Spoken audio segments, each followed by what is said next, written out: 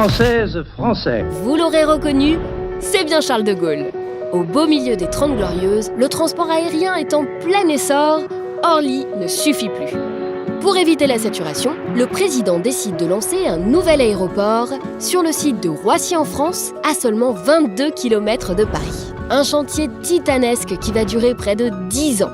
Les travaux terminés, le Premier ministre Pierre Messmer inaugure le tout premier terminal.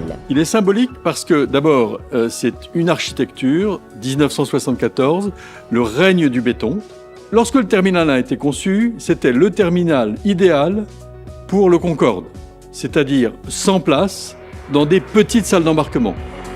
Ce terminal révolutionnaire, c'est l'œuvre de Paul Andreu. Le jeune architecte casse les codes avec un corps central circulaire auquel sont reliés 7 satellites. Un parti pris fonctionnel, mais aussi esthétique, pour satisfaire à la fois les passagers et les compagnies aériennes.